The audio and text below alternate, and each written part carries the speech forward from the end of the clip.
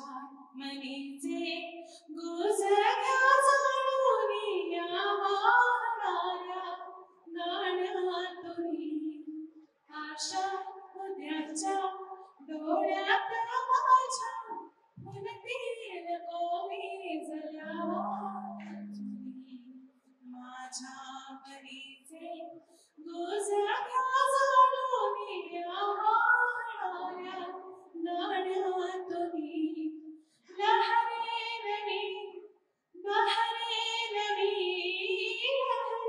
नवी बहरे नवी शिशिरातून उगवे नवी एकाच जन्मी जणू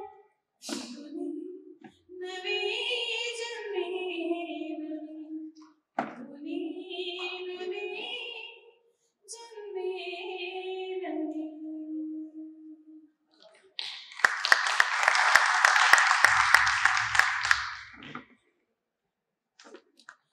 सीतेपुढे एकच ओढली रेषा लक्ष्मणाने. सीतेपुढे एकच ओढली रेषा लक्ष्मणाने.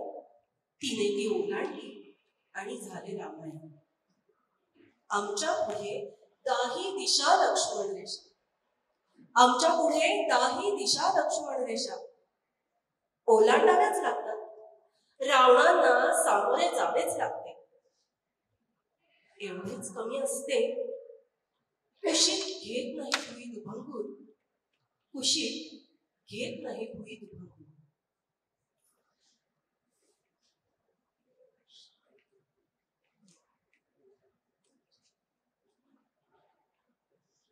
मौनानही होतं एवढं रामायण. हे माहीत असतं तर हे माहीत असतं तर शब्दांच्याच स्वाधीन झाले असते. पण शब्दांनी नेली असती मिरवणूक भलत्याच दिशेला. शब्द म्हणजे अंध कौरव. ओठात एक पोटात भरतच. मौनाचं रामायण सहन करता येतं सीता हो. मौनाचं रामायण सहन करता येतं सीता हो.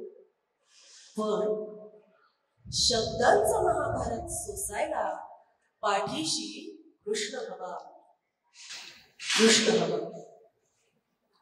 खरंच सीता होऊन तिनं बराच काळ मौनाचं रामायण सहन केलं. पण शब्दांचं महाभारत सोसायला तिनं हात दिली ती तिच्या कृष्णाला. कधी तो पाठीशी होता तर कधी नव्हता. पण ती थांबली नाही.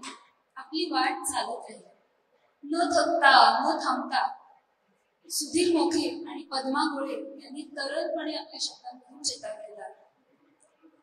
तिनं अनेक क्षेत्र पादक्रांत केले. अगदी लेखन क्षेत्रही. आता हेच बघा ना, विक्रम भागवतांनी नुक्कड कथा विश्वाचं लेखनरूपी एक रोपटं लावलं. त्यालाही एक दशक उलटून गेला. आता हे रोपटं बहराला आला. आता तर कथेसाठी मर्यादित असणाऱ्या या वृक्षाने कादंबरी लेखनापर्यंतचा प्रवास केला. इथे लिहिणाऱ्या तीची अभिव्यक्ती बहरली आहे. तिने कादंबरी लेखनातही आपला ठसा उमटवायला सुरुवात केली आहे. विक्रम काकांनी केलेले मार्गदर्शन किती सटीक होतं आणि त्यातूनच अनेक लेखक घडले हे अर्थातच महत्वाचं आहे. कथा लेखक ते कादंबरी लेखनाचा प्रवास अनेक लेखकांनी नुक्कड कथा विश्वाच्या साक्षीने केलेला आहे. इथल्याच लेखकांच्या काही कादंबऱ्यांमधले उतारे आणि प्रतिक्रियश कवींच्या अभिवाचनाने तीच भावविश्व उलगडून दाखवणार आहे. सुरुवात करत आहोत डॉक्टर क्षमा शेलार यांच्या लेखित बायजा या कादंबरीतील उतारा. बाळू खाटेच्या खाली अस्ताव्यस्त पडला होता.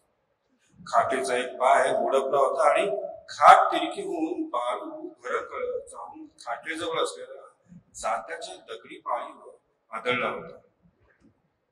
डाव्या कांशलाच्या वरती डोक्याला मोठी खूप पडली होती. रक्त भरभर वाहत होत. बायजाने पळत जाऊन त्याचं डोकं मांडीवर घेतलं. पत्राचा गोळा जखरेवर दाबून धरला. संपतनं त्याच्या घरून पळत जाऊन हळद आणली. सुरखी, काय झालं? अहो सांगा की काय झालं म्हणत राहिली. पण संपतनं तिला उत्तर देण्यात वेळ दवडला नाही. त्यानं घाई बाळूच्या जखमेवर चांगली लिंबाएवढी थांबूनही रक्त थांबायचं नाव घेत नव्हतं. सगळ्या धावपळीचा आवाज ऐकून आपल्या वाढत चाललेल्या वेदना दाबत सुरखी उठली.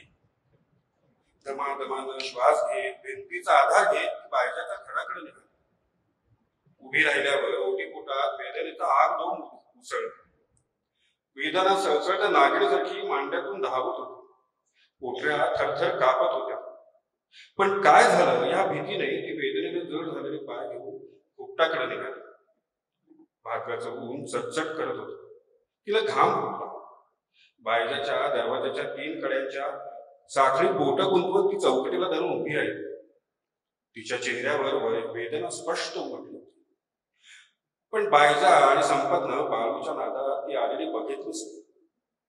बायजाच्या मांडीभोवती बाळूच्या रक्ताचं थारोळ तयार झालं होतं. आता बाळूचे डोळे अर्धवट मिटू लागले होते. बायजा हवालदिल झाली होती. तिला काही सुचत नव्हतं. ती बाळूच्या गालावर जोर जोरात थोपटत होती. बाळा, काय झालं रे राजा? कस काय पडला? किती लागलंय लेकराला? आता काय करू देवा? बाळू तिच्याकडे बघत होता, पण त्याच्या डोळ्यातली ओळख हरवत चालली होती. संपत सर्व परिस्थिती ओळखून म्हणाला, माये, डॉक्टरकडे जावं लागतंय जरा. बायजानं स्वतःचं भान कसोशीने लागल्यावर त्याच्याकडे पाहिलं. सुरखीने धसकून विचारलं, काय झालं? पण तिचा आवाज खोल गेला. माये, काय झालं?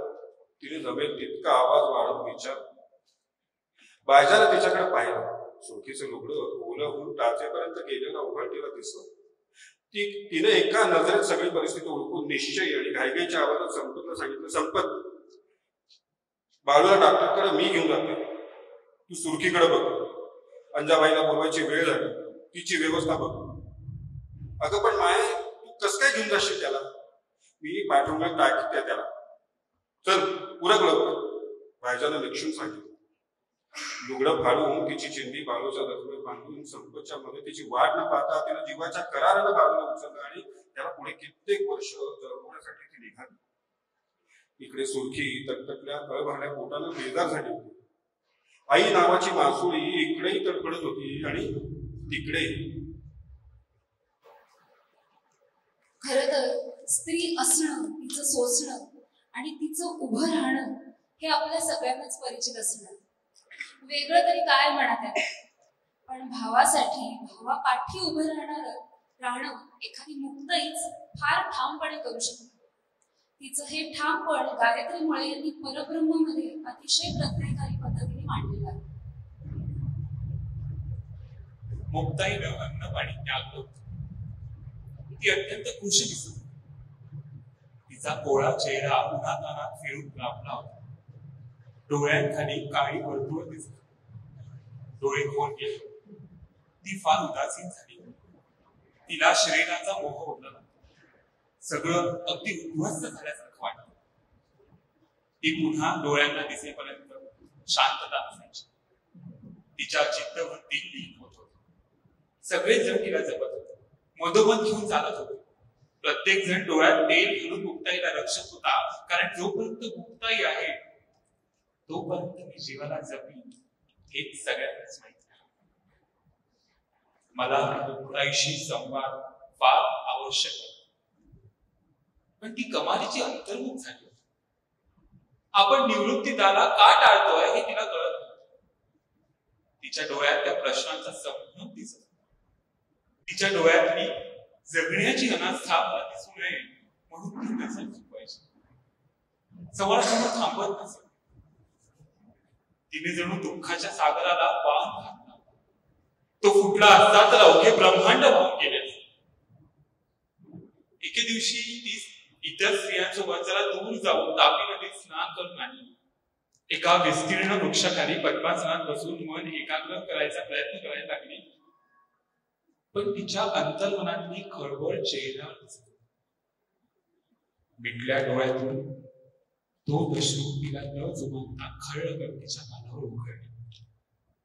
मुक्ते, बाळा, माझी हाक ऐकताच ती दचकली. गालावरचं पाणी मला दिसत असेल का या विचाराने ती व्यथित झाली. तिने आपले तळवे डोळ्यांवरून फिरवले. डोळे पुसले, पण डोळ्यांमधलं आभाळ मात्र तिला झाकता आलं नाही. तिचे ते टपोरे काळेभोर पाणीदार डोळे आता पूर्णपणे दिसलेले होते. मला त्या डोळ्यात बघायची भीती वाटत. तिने चेहऱ्यावर स्नेहच वाटत. काय रे निवृत्ती दादा, आटोपले का तुझे अनेक? मुक्ते, नको लपवूस डोळ्यातले पाणी. खूप काळ आपण डोळ्यातले पाणी पिण्यात आणि दुःख एकमेकांपासून लपवण्यात घालवलं. मुक्ते, आज सांगतो, मोकळ्या मनाने लढून घे. मुक्त होया दुःखाने. आज दाटलेला हा दुःखाचा भार आता ओझ्यासारख्या खांद्यावर बाळगू नकोस. मुक्ते, आपल्या या दुःखाला सीमा नाहीये. आपण आपलं दुःख एकाच जातीचं. ते जितकं तुझ्या काळजाला पोळतंय तितकंच मलाही पोळून काढतंय. या वेदना आता बाहेर येऊ दे. मोकळ्या मनाने रड. आत दाबू नको काही.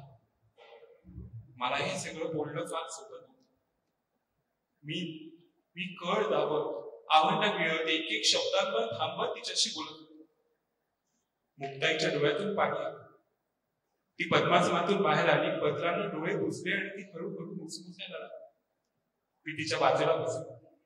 डाव्या हाताने तिला जवळ घेतलं. उजव्या हाताने तिच्या कपाळावर थोपटायला लागला. आता मात्र मुक्ता तीव्र आक्रोश करून म्हणायला लागली.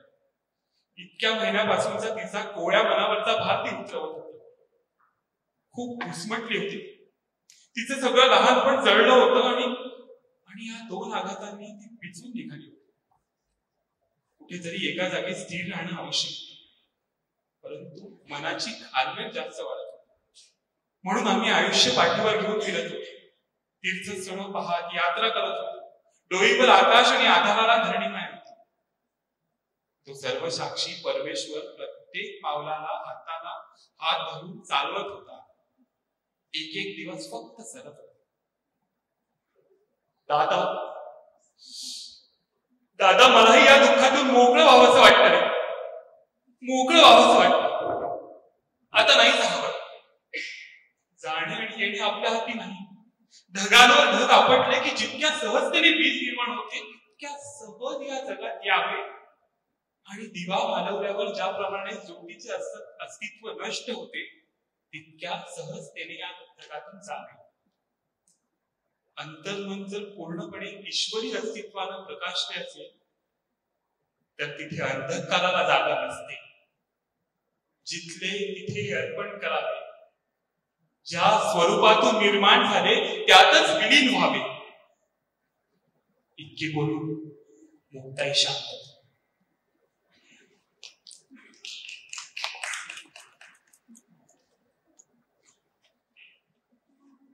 तुझ्या विना वैकुंठाचा कारभार चालला. एकल्या विठुरायाला हो संसार पेलला. तुझ्या विना वैकुंठाचा कारभार चालला. एकल्या विठुरायाला हो संसार पेलला. येल रघुमाई ये भक्तांच्या माहेरी सावरीच्या पावलांनी विठूच्या गाभारी.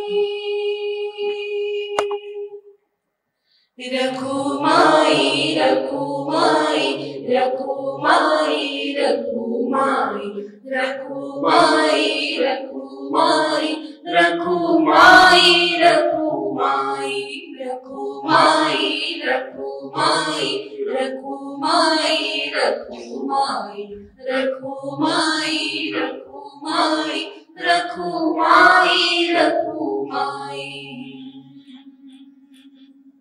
तू सकलाची आई सात जन्माची पुण्याई. हे पदनाथ हरी छाया घरबाई.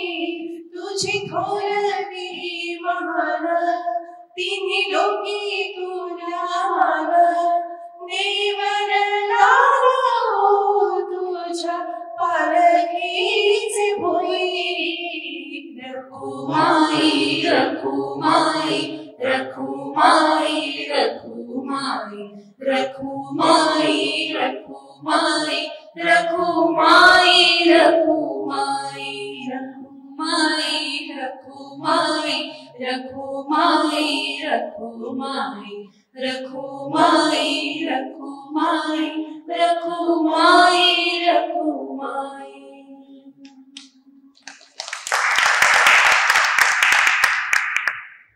कधी कधी बायांच्या वाट्याला आनंदाचे क्षण येतात. त्यातला एक आनंदाचा क्षण म्हणजे तिच्याशिवाय कोणताच कारभार न चालणं याची जाणीव. सुप्रसिद्ध कवी वैभव जोशी यांनी याच गाण्यातून अगदी सहजपणे मांडली आहे. ती असल्यामुळेच की काय तिचं एक वेगळं मनोहारी रूप आपल्याला भुरळ घालत असते. वर्षा थोटे पत्के यांच्या श्यामलामध्ये ती आपल्याला भेटते अशीच. श्यामलाच्या डोळ्यातील अश्रू रवीला चोरट्या नजरेने दिसले. म्हणून मग त्यानेच विषय बदलून विचारलं, श्यामले मला काहून भेटायचं होतं तुले? तसे आता काय फायदा भेटायचा?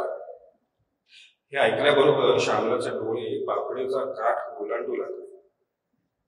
डोळे हलकेच पुसता पुसता श्यामलाने रवीला विचारले, रवी कसा आहेस?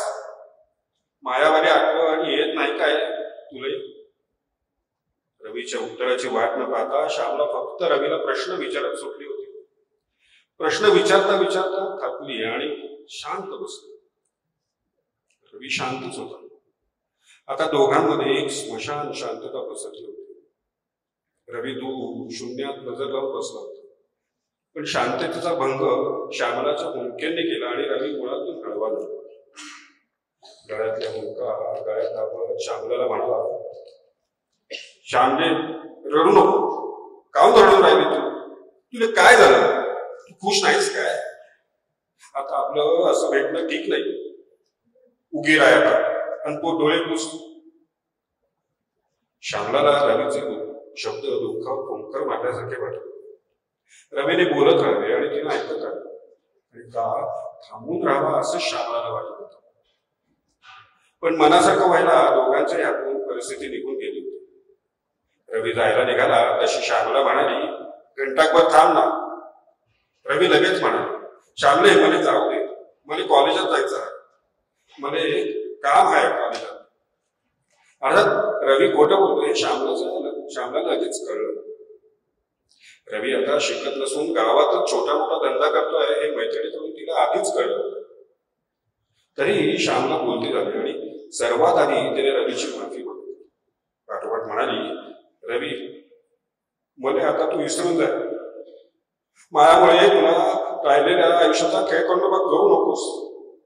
मायाचा आयुष्याचा खेळखंडोबा झालाच आहे. हे वाक्य ऐकल्यावर रवी फार काही अचंबित झाला नाही. त्यालाही गावातील मित्रांकडून श्यामलाच्या ऐकून लग्नाविषयी नवऱ्याविषयी कळलंच होतं. त्या मानाने मी किती उजवा होतो हे सगळं हा विचारही रवीच्या मनात पटकन आला. पण सरकारी नोकरी नव्हती आणि महत्वाचं म्हणजे समाजातलं होतं हे मोठं कारणही होतं. हे श्यामलानं रवीला बोलता बोलता सांगितलं. तसा रवी म्हणाला, मायात चुकलं, होऊन जायला पाहिजे होतं. दिवस रात मेहनत केली असती तरी तुला सुखात ठेवलं असतं श्यामला. फक्त एकदा भेटा लागत होत, फक्त एकदा बोला लागत होत. काय बोलणार होती श्यामला की तिला घराच्या बाहेर पडायची बंदी केली होती? रवी मग बरंच काही बोलत होता आणि श्यामला गप गुमान ऐकत होता. या हळव्या वातावरणात श्यामलाने नकळतपणे रवीच्या खांद्यावर कधी मान टाकली तिचं तिलाही कळलं नाही. जेव्हा सावल्या कलायला लागल्या तेव्हा रवी म्हणाला निघायला. तशी दोघं उठली आणि आपापल्या मार्गाने जायच्या आधी एकमेकांशी वचनबद्ध झाली की आयुष्यात कधीही समोरासमोर यायचं नाही आणि चुकून आलोच तर एकमेकांना बोलताची नाही. दोघंही खिन्न मनाने आपापल्या रस्त्याने निघून गेले.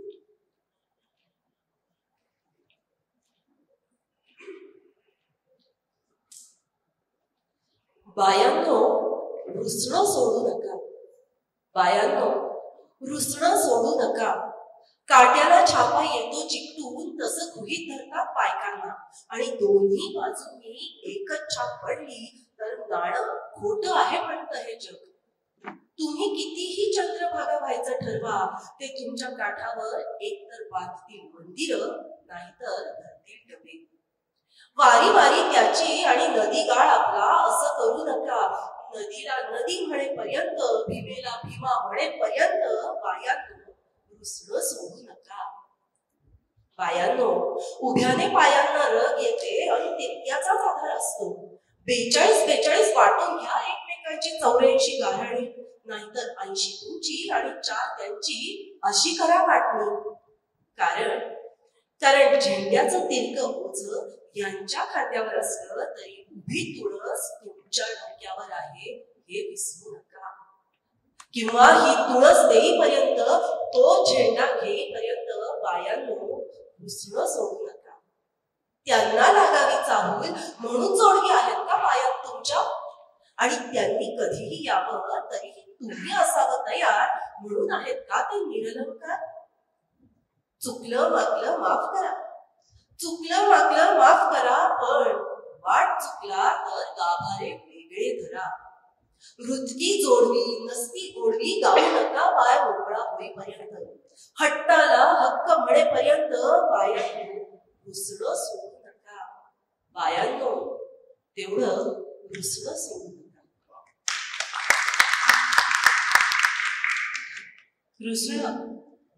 रुसणं हा खरं तर सगळ्यांच्याच जिव्हाळ्याचा विषय आहे नाही का. काळाच्या ओघात नवनवीन संकल्पना आल्या, धारणा आल्या आणि तिनं रुसणं सोडलं पाहिजे असा छुपा कावाही रूढ झाला. या छुप्या काव्याला तिने बळी पडता कामा नये हे प्राजक्त देशमुख यांनी फार वेधकपणे शब्दबद्ध केलं आहे. पण ती अगदीच सक्षम झालेली आहे. तिचं स्मरणरंजन हा प्रत्येकाच्या आवडीचा विषय असतो आणि त्याचा उत्सव झाला का तो अगदी जिव्हाळ्याचा होतो. स्मृती उत्सव ही जयश्री दाणेंची कादंबरी त्यांनी यात आपल्याला ऋषींबद्दल तर सांगितलेलं आहेच आणि त्याचबरोबर एका समर्थ सक्षम स्त्रीची ओळख करून दिली आहे. प्रिय ऋषी, तुला तिच्याबद्दल जाणायचंय ना? ती कशी आहे, काय करते दिवसभर? तशीच स्मृतीमध्ये हिमकळत बसते का? कारण तिची स्मृतींची खेळायची पद्धत आणि सवय साऱ्या घरादाराला, नातलगांना, पेटाळाला आणि गावाला माहीत होती. तुला आश्चर्य वाटेल, ज्या स्मृतींच्या आधारे तिने इतका अकांड तांडव मांडला त्या एक दिवस तिची ती स्मृतीच गेली. मुलाच्या नाकर्तेपणाचा आणि कर्जबाजारीचा तिने इतका ताण घेतला की तिला काहीच आठवेना. असंबंध बडबड करायला लागली. दवाखान्यात डॉक्टरांनी तपासणी करताना वय विचारल्यावर वय सुद्धा 17 म्हणाली. त्यावेळी तिच्यामुळे हवालदिल झालेल्या माझ्या मनात करुणा ओथंबून आली. एखाद्या कोपीत ठेवलेल्या कस्तुरीसारखी आयुष्याची पहिली 17 वर्ष तिला आयुष्य वाटायचं. 18व्या वर्षी झालेलं लग्न, टाइम टेबल प्रमाणे काटेकोर चालणारे सासरी, जहाल नवरा, दिवसभराची कामे यांनी ती कोवळीपोर पार शिवून मेटाकुटीला आलेली होती. जीव रंगवायचे काहीच साधन दिसत नसल्याने तिने आपल्या गोंडस गुलाबी आठवणींना अगदी छातीशी कवटाळून ठेवली. नवऱ्याशी संग करताना ती त्या आठवणींनाही संग करायला लावत असत. सासूरवाडीत तिला तिच्याच माहेरची एक सासूरवशीण भेटली आणि दोघी माहेरच्या रम्य स्मृतींमध्ये रंगू लागल्या. बरं, गोष्ट एवढ्यावरच थांबली नाही. पुढे तिला मुले झाली आणि स्मृतींशी खेळायचा तिचा जाळा अधिकच वाढला. आता जिवंत नसणाऱ्या किंवा डोळ्यासमोर नसणाऱ्या आपल्या गावातील गल्ली बोळांच्या, देवळांच्या, शाळेच्या, शिक्षकांच्या, आप्तांच्या, मैत्रिणींच्या अनंत आठवणी ती येता जाता मुलांना सांगू लागली. भूतकाळातील ते जग किती सुंदर होते आणि हा वर्तमान किती जीव घेणं आहे हे ती नकळत मुलांच्या मनावर बिंबवू लागली. परिणामी मुले त्यांच्या सत्य जगाला खोटे, फसवे, क्रूर समजायला लागून तिच्याच भूतकाळाला सत्य मानायला लागले. आसपासच्या लोकांशी तिची नाळ जुळेना आणि हिने रंगवलेली माणसं दिसेना, त्यामुळे ती कोवळी पोर द्विधा मनस्थितीत गेली. भूतकाळांच्या मागे धावण्याच्या प्रयत्नात त्यांना वर्तमानाचा सामना करणं जमेल. तिच्या सकट त्यांच्या जगण्याला वर्तमान परिस्थितीचा नवसुवास येण्याऐवजी गळून गेलेल्या काळाचा शिळा वास यायला. शिळे शिळे किती दिवस पचणार. पुढे पुढे तर भूतकाळातील सुरम्य सई सभोवताली उठून ती त्याच तंद्रीत मग्न राहू लागली. इतकी की तिला साधी कोणी जरी हाक मारली तरी त्या समाधीभंगाचा क्लेश सहन न होऊन ती पुण्यातल्या व्यक्तीवरती सर्व शक्तीनिशी धावून जाईल. तशीच असं ऐकण्याच्या काळातही ती नेमकी कशी असा विचार करताना बहिणाबाई आपल्याला आठवत नाही तर नवलते काय ते आठवताच. आणि मग उभं राहत जात तिचं एक अनोखं शब्दचित्र. अरे खोप्यामध्ये खोपा सुगरणीचा चांगला देखा पिलासाठी तिने झोका झाडाने टाकला. अरे खोप्यामध्ये खोपा सुगरणीचा चांगला देखा पिलासाठी तिनं झोका झाडाने टाकला. पिलनी जरे खोप्यात जसा झुलता बंगला.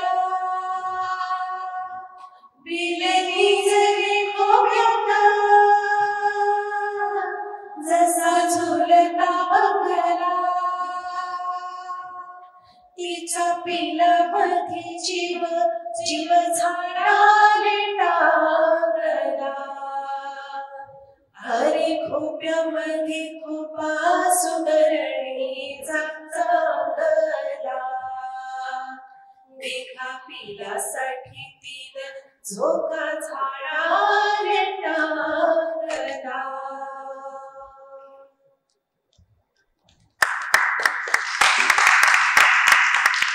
काळाचा महिमा अगाध असला तरी भारतीय परंपरेतील स्त्री अजूनही तशीच आहे.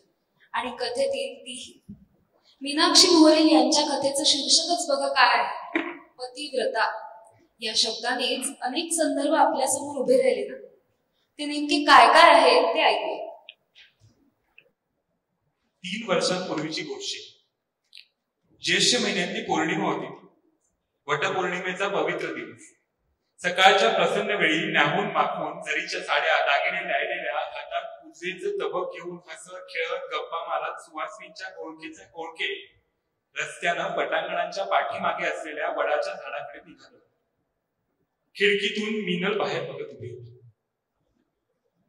घरातून तेवढ्यात माईंनी हात दिली आणि बोलत बोलतच त्या चुलीजवळ आली. अगं मीनल, या वर्षी तरी ऐकणार का तू माझं? बघ सगळ्या बायका तयार होऊन वड पुजायला निघाल्या सुद्धा. तुझी जाऊ देखील जाते. गेल्या वर्षीपर्यंत मी सुद्धा 3 दिवसाचं व्रत करून किती साग्र संगीत पूजा करत होतो. कडक उपास करत होतो. पाहिलंय ना तू? अगं नशिबानं नवरा असूनही 10 वर्षात तू कधी वड पुजला नाहीस की उपास केला नाही. वैधव्यानं घाला घातला आणि माझं 3 दिवसांचं व्रत खंडलं असं म्हणत माईने डोळे पुसले. तिने एक खिन्न नजर माईंकडे टाकली. एक उदास हसू नकळत तिच्या चेहऱ्यावर बसलं. अगदी खालच्या स्वरात पण स्पष्ट आणि स्वच्छ शब्दात ती म्हणाली, माई, तुम्हाला दुखवायचं माझा हेतू नाही. तुमच्या साऱ्या भावना मी समजते. पण खरं सांगा, खरोखर वटपौर्णिमेला उपास व्रत पूजा वगैरे मी करावं अशी एकूण परिस्थिती आहे का? तुम्ही सगळं पहिल्यापासून टाळताय. माझं दुःख तुम्ही खूप जवळून बघितलंय बाई. तुमच्यावर येऊ नये तो प्रसंग आला.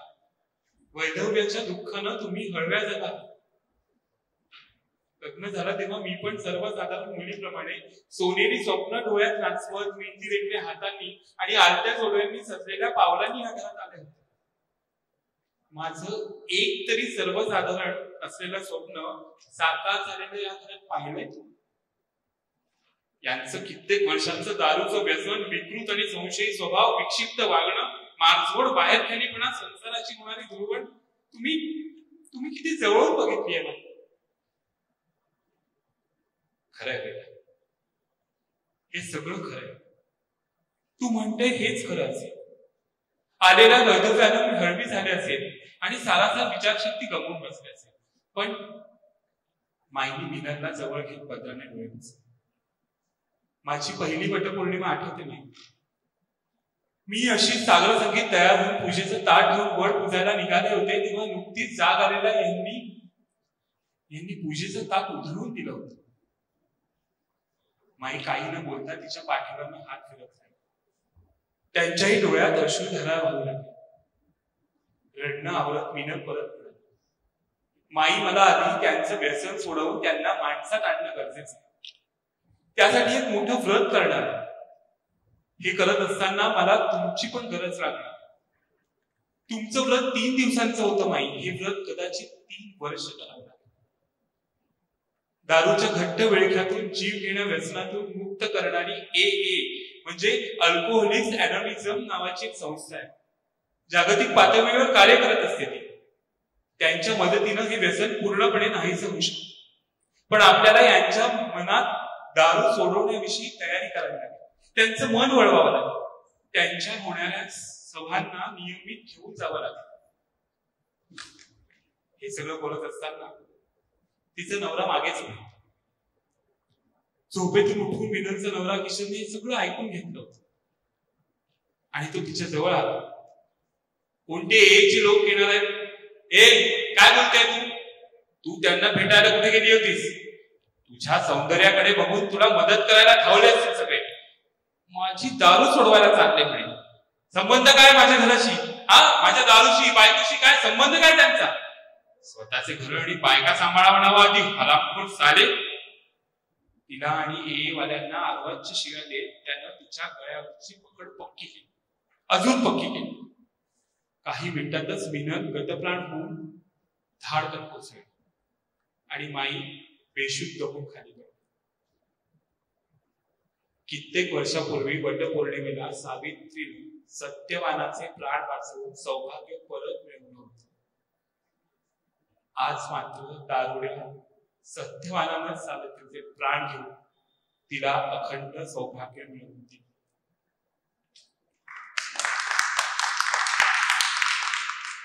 आजही म्हणजे 2024 सालातही एका नवऱ्याच्या 2 बायका असतात. हे आणि त्यातून निर्माण झालेले प्रसंग जगणं कथेतून मांडलं जात आहे. स्त्री पात्रांचं जगणं हे एक साहित्य वास्तव आहे. अर्थातच त्याला समाज वास्तवाची किनारही आहे. सादर करतायत अतुल माधुरी वरुणकर यांच्या कोलाची कादंबरीतील अंश. दवाखान्यात ऍडमिट झाल्यावर झोपेमध्ये तिच्यापर्यंत विचारांचे अनेक तरंग उठत. कसलं ओझं घेऊन जगतो आपण? सिद्धीचा विचार मनातून अजिबात जात नाही. काळजात विचित्र कालबाकाला बोलतो.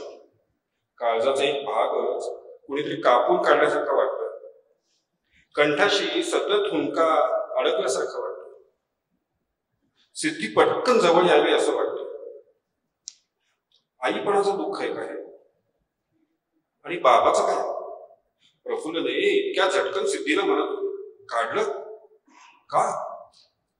त्याला होणारा त्रास आपल्या हातात असेल.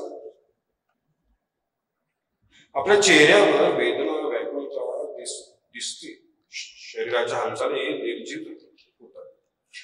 आपल्याला आई म्हणून सिद्धीने विश्वासात घेतलं नाही हे दुःख खूप जास्त आहे. अपयश ठरलेली आई म्हणून आपलं मन नेहमी आपली निर्भत्सना करत आहे. म्हणालीचं मन तिचा धिक्कार करू लागला आणि दुसरं मग तिला म्हणू लागलं, हे तू काय करतेस? रिद्धी तुझी मुलगी आहे. तुला जीवनात जिने साथ दिली, सुखदुःखात उभी राहिली, तुझ्या तब्येतीची सतत काळजी घेणारी, तुझं मन जपणारी, वेळ प्रसंगी तुझी बोलणी निगूनपणे खाणारी, तुझी कुतरड तुला दिसून येत नाही. तुला सिद्धीची आई होता आलं नाही. आपल्याकडे दुःख, आवेग आणि तिचं त्यागमूर्ती असणं कायमच अधोरेखित केलं जातं. बरोबर, चूक, योग्य, अयोग्य अशा विचारांच्या पलीकडे जाण्याचा तिचा स्वभाव घडत जाणं हा सामाजिक प्रक्रियेतला भाग या कथा अधोरेखित करतात.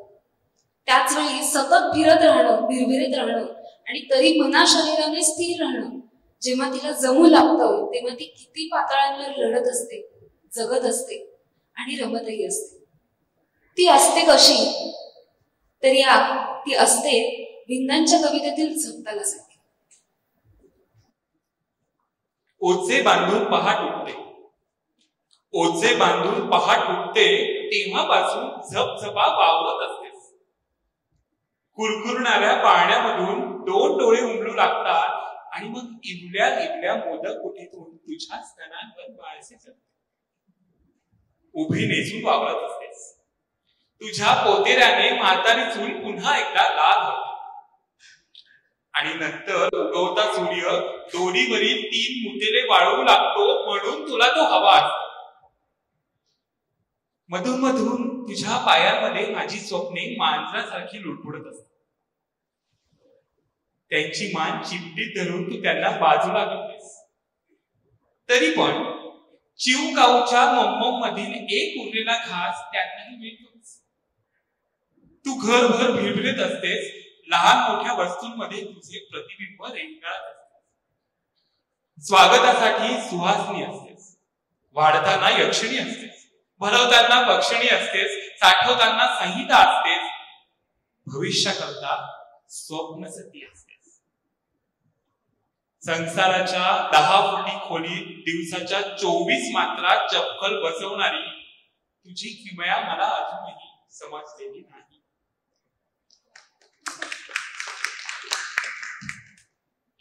अशी झपझप घरात वावरतानाही ती जेव्हा बाहेर पडते तेव्हा होतं असं की एक दगड कष्टाचा, एक दगड कष्टाचा, एक दगड काळाचा, एक दगड त्यागाचा.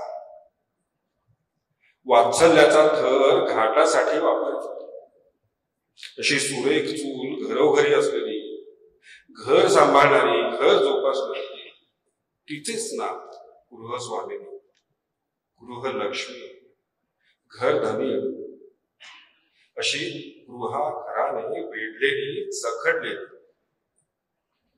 घरभर घुमणारी भोवऱ्यासारखी, की दंग आणि अतृप्त, कुठे कुठे किंवा बहुतेक घरातून शिजणाऱ्या पदार्थांच्या खमक वाफा बाहेर दरवळतात, दूर दूर पसरतात आणि कुणी त्या चविष्ट वाफांची वाटके घडवतात, मथळे पाडतात.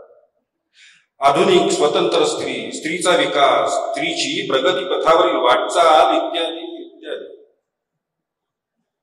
काना मनाला वाक्य गोड लागले. आकडेवारीची प्रगती तर सूर्यापर्यंत पोहोचणारी. संध्याकाळी कातर वेळी दमून भागून उजव्या डाव्या हातातील पर्स, पुडकी, पिशवी सांभाळी घरी परतणारी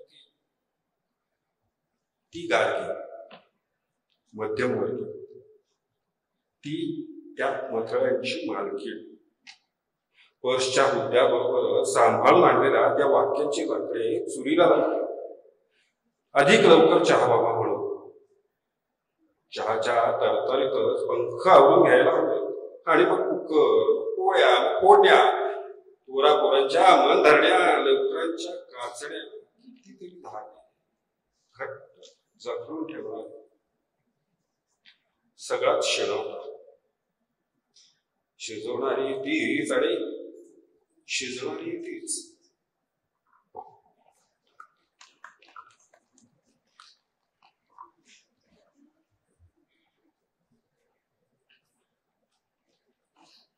ती जेव्हा स्वतःच्या प्रती स्वतःबद्दल गंभीर होते तेव्हा ती अधिक गहिरीही होते. ते गहिरे बघ.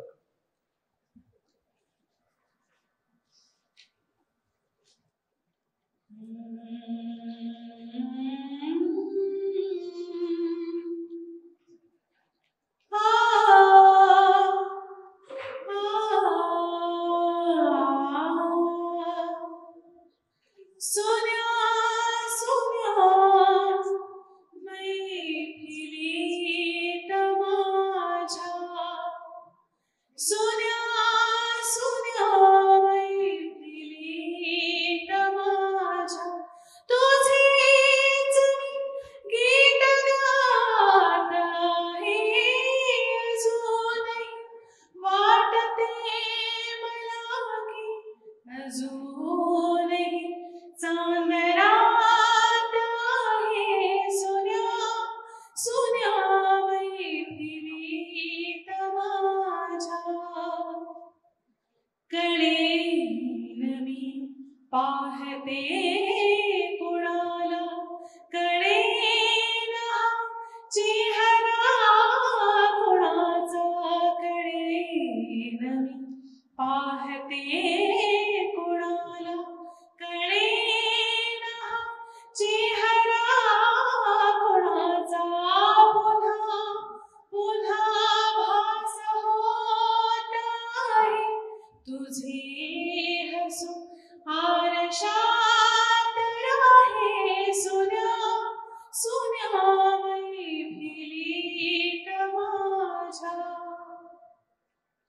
सख्या तुला भेटतील माझे तुझ्या घरी सूर ओळखीचे सख्या तुला भेटतील माझे तुझ्या घरी सूर ओळखीचे उभा तुझ्या अंगणी स्वरांचा अबोल पारिजात आहे सोन्या सोन्या मैफिलीत माझ्या तुझेच गीत गात आहे अजूनही वाटते मला की अजूनही चांदण्यात आहे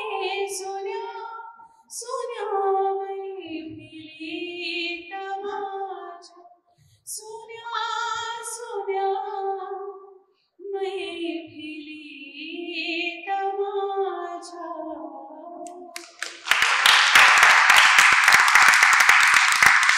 आत्मशोध हा प्रत्येकाच्या आयुष्यातला एक महत्वाचा टप्पा असतो. तो टप्पा तिलाही सगळ्यातून अलिप्त करतो, अंतर्मुख करतो आणि मग मी रात टाकली मी गात टाकली मी रात टाकली मी मोडक्या संसाराची बैलाज टाकली मी रात टाकली मी गात टाकली मी मोडक्या संसाराची बैलाज टाकली मी रात टाकली मी गात टाकली मी रात टाकली हिरव्या पानात चावड चावड चालती हिरव्या पानात चावड चावड चालती भर ज्वाली तरी नाय अंग मोडीत चालती हिरव्या पानात पानात या पंखावरती मी नभ बांधती या पंखावरती मी नभ बांधती मी मुक्त मोरणी बाई चांदण्यात नाती या पंखावरती मी नभ बांधती मी मुक्त मोरणी बाई चांदण्यात नाती मी रात टाकली मी गात टाकली मी रात टाकली.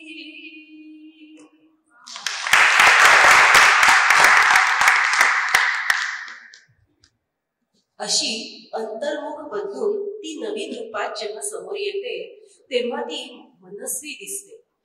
विक्रम भागवत यांच्या लुप्त कादंबरीतल्या सामसारखी. टेलिफोनची बेल किती वेळ वाजत होती कोणास ठाऊक. या घरात लँडलाईनवर आलेला फोन उचलणे कमी सारखा. टेलिफोन मध्ये सुद्धा वर्णभेद झाला असावा. मोबाईल उच्च वर्णीय, लँडलाईन खालच्या वर्गाचा.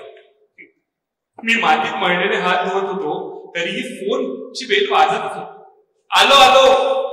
समोरच्या व्यक्तीला ऐकू जाणार नाहीये हे माहीत असून सुद्धा मी टेलिफोनशी जवळ बोललो, पण तो काही धीर धरण्यातला नव्हता. त्याचे बोंबलणे चालूच राहिले. शेवटी मी एकदाचा रिसिव्हर उचलून कानाला लावला. विठू बोलतोय. नेहमीच्या सवयीप्रमाणे मी माझे नाव लगेच सांगून टाकले. आजवरचा अनुभव होता की माझे नाव ऐकताच फोन डिस्कनेक्ट होत असतो, पण हा फोन डिस्कनेक्ट झाला नाही.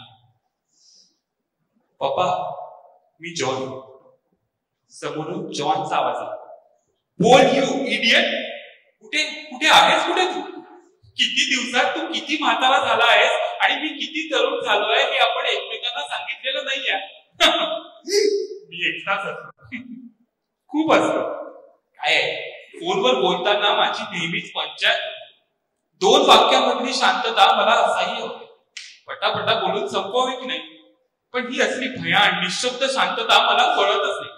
मग मी माझ्या हसण्याने अगदी निरर्थक हसणारे वरून काढण्याचा प्रयत्न करतो. पप्पा एक सेकंड. जॉनने मला हसणे थांबवण्यासाठी अवधी दिली. पप्पा साम अडचणीत. जॉनचे शब्द माझ्या कानावर आले. मला काहीच आश्चर्य वाटले नाही. जॉन, मला काहीतरी नवीन सांग. जुन्या बातम्या सांगू नकोस. म्हणजे तुम्हाला कळलं? त्यात कळायचं काय जॉन? साम कधी अडचणीत नसते, कधी संकटात नसते. तिचा जन्मच मुळी त्यासाठी झाला. खरं तर ती संकटात नसते तेव्हाच ती खरी संकटात असते असं मला वाटायला लागलं. पप्पा तसं नाहीये. तुम्ही जरा शांतपणे ऐकाल का? त्याच्या आवाजातली खोली मला स्तब्ध करून दे. जॉन, माझा आवाज थोडासा कातर झाला. पप्पा, हे मी तुमच्याशी बोललेलो तिला आवडणार नाही, तेव्हा माझं नाव मध्ये येऊ देऊ नका. पण तिला तुमच्या मदतीची गरज आहे. काय झालंय? माझा आवाज गंभीर झाला. विश्राम. जॉनने हे नाव उच्चारून पुन्हा एकदा श्वास घेतला. मला शंका होतीच. मी पुढचे काही न ऐकता प्रतिक्रिया देऊन मोकळा झाला. आणखी या माणसाकडून काय अपेक्षा करू शकतो? पहिल्यांदा मी विश्रामला पाहिले आणि माझ्या डोक्यात एकच शब्द आला, झुरळ. हो, झुरळ. त्याच्याशी लग्न करण्याचा सॅमचा निर्णय माझ्या विचारशक्तीच्या पलीकडचा होता. पहिल्यांदा माझे सॅम बरोबर प्रचंड खटके उडाले. मला गरिबीबद्दल राग नव्हता. मी काही श्रीमंत बाबाचा मुलगा म्हणून जन्माला आलो नव्हतो. बरे, त्याच्या दम्यावर राग असण्याचे मला काहीच कारण नव्हते. समजा सॅमला असं काही आलं नसतं तर. मला त्या माणसाच्या डोळ्यात पांडुळाची वृत्ती दिसली आणि माझा राग त्या वृत्तीवर होता. आणि मला एक कळत नव्हते, जे मला दिसते ते सॅमला का दिसू नये? सॅम या माणसाशी का लग्न करते? अगं, हा तुझा मित्र सुद्धा होण्याच्या लायकीचा नाहीये. नवरा कसं करतेस त्याला? मी चिडूनच विचारते. विठू, मित्र कोणी सोयीसाठी करत नाही. नवरा सोय असू शकतो. सॅमचे शांत स्वरात. सोय? कसली सोय? माझा आवाज किंचाळण्यासारखा आला. मी सांगणार नाही. सॅमचा थंडगार आवाज काहीच चिरत नाही. पप्पा, विश्रामने सॅमला जखमी केले. जॉनच्या आवाजाने मला भानावर आले. जखमी? म्हणजे त्याने सॅमला मारलं? माझ्यावर विश्वास बसत नव्हता. सिगरेटच्या जळत्या थोडक्यांनी जाळलाय तिला. जॉनचा आवाज माझ्या शरीरात एक मोठा चाकू घुसल्यासारखा. माझ्या तोंडातून अस्फुट उद्गार निघून गेला. जखमा तशा किरकोळ आहे, पण पुढे असलेल्या मोठ्या धोक्याचे खुणा आहे. पप्पा, तुम्ही हस्तक्षेप करायला हवा. जॉनचा आवाज थरथरत होता. हस्तक्षेप? I will kill him. या हाताने मारून टाकेल मी त्याला. माझे होठ थरथरत होते. कुठल्याही क्षणी डोक्याचा स्फोट होऊन त्याच्या चिंधड्या होतील असे वाटत होते. या फोनचा रिसिव्हर माझ्या हाताच्या मुठीमध्ये चुरा का होत नाहीये? का? पप्पा, शांत व्हा. एकदम टोकाला जाऊ नका, नाहीतर पहिल्यांदा मला तुम्हाला ट्रीट करावे लागेल. सॉबिटेट जवळ आहे. जॉन म्हटला, डॉक्टर जागा आहे, पण बीपी बघितल्याशिवाय मी ती घेतली. जास्त डायलेशन झाले तरी पंचायत. माझा रिसिव्हर धरलेला हात थांबाने थकतो. एक गोळी ताबडतोब जिभेखाली ठेव. No argument. जॉनचा आवाज झाला. ती विनंती नव्हती, आज्ञा होती. मी गोळी जिभेखाली ठेवली आणि काही सेकंदातच त्या गोळीने आपले काम करायला सुरुवात केली. छाती मधली धडधड कमी झाली. पुढे काहीही न बोलता मी फोनचा रिसिव्हर ठेवून घेतला आणि फ्रेंच विंडो उघडून बाहेरच्या बागेकडे जाऊ लागलो. मला मोकळ्या हवेची गरज वाटली. त्याशिवाय डोक्यातले विचारांचे काबूत येणार नाही याची मला खात्री होती. माझे पाय टाकू लागले. समोर बागेतली खुर्ची आणि तिच्या समोरचे गोलाकार टेबल आणि त्यांच्यावरची रंगबिरंगी वीज छत्री मला दिसली. कुठे जायचे ठाऊक होते आणि अचानक पाय कशात तरी अडकला आणि मी बागेतल्या गवतावर उभी सपाट झाली. पडता क्षणी मला जाणवले किंवा भास झाला की कोणीतरी खूप जोरात खिदळतंय, टाळ्या वाजवतंय. हे तुला शोभत नाही. दिस इज अनफेअर. माझ्या डोळ्यातले जरासे जखमी भाव माझ्या ओशाळलेल्या हसण्यापाठी लपवत मी समोर उभ्या असलेला सापला म्हणाला, विठू काय रे, जरा खिलाडी वृत्ती दाखव या. पडलास ना. आणि कोणी असं पडलं की मला पहिलं हसूच येत. मी नाही आवडू शकत स्वतः. मी काय करू? सॅमला खरेच हसू आवडत नव्हते. मला उठायला मदत करू शकतेस? मी माझा हात पुढे केला आणि तो तिने अलगद पकडला. मी उठून उभा राहिलो. माझ्या लाडक्या पिलाला मिठीत घेतली आणि तिच्या कपाळावर मी ओढले.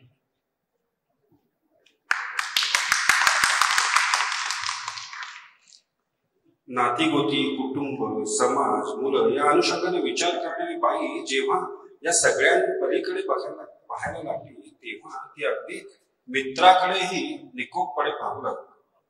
ते निकोपपण काय आहे ऐकूया अरुणा ढेरे यांच्या तरल शब्दातून उतरलेली मित्रा ही त्यांची कविता. ऐक ना, मला दिसते नुसते चमचमते अपरंपार आभाळ. अलीकडेच दाट काळ्या रात्रीची शांत झुळझुळ, बासरीच्या एखाद्या माधवी स्वरासारखा तीव्र मधुर तिथल्या वाऱ्याचा वावर आणि मुक्त असण्याची त्यात एक मंद पण निश्चित ग्वाही. कितीदा पाहिलंय मी हे स्वप्न, झोपेत आणि जागेपणी.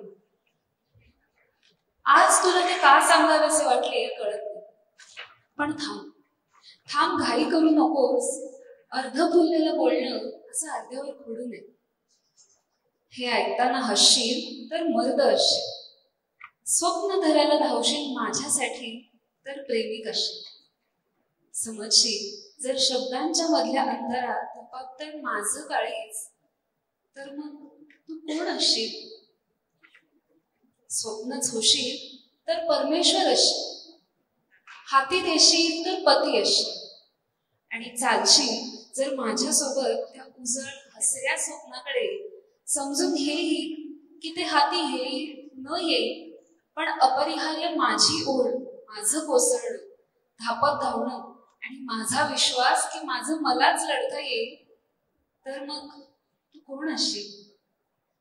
मित्रच असशील माझ्या मित्रा, मित्रच असशील.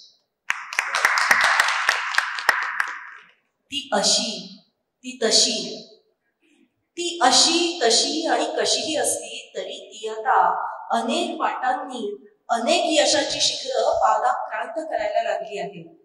जिकडे जाईल तिकडे फक्त वाटा वाटा वाटा असतील अशी सकारात्मक कहाणी तिनं निर्माण केलेली आहे.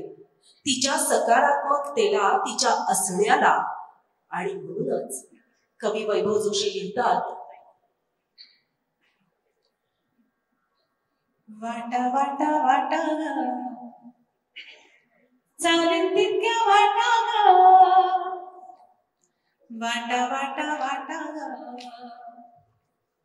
चालेल तितक्या वाटा, वाटा वाटा वाटा चालेल तितक्या वाटा. माझी छायाबाई प्रवास माझा उभराटा, वाटा वाटा वाटा चालेल तितक्या वाटा. माझी छायाबाई प्रवास माझा उभराटा. रान फुलावन फुलणे माझे हट्टी ग, सहारो दोषी जन्मावे मी खट्टी ग. रान फुलावन फुलणे माझे हट्टी ग, सहारो दोषी जन्मावे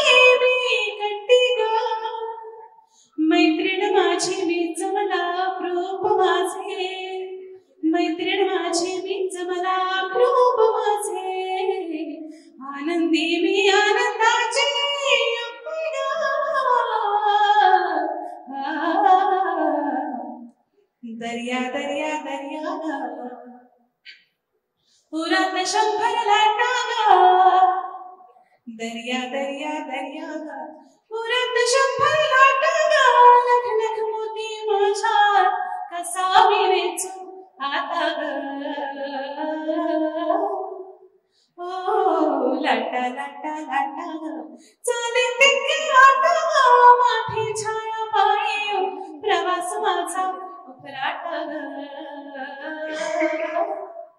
ओ वाटा वाटा वाटा ग वाटा वाटा वाटा ग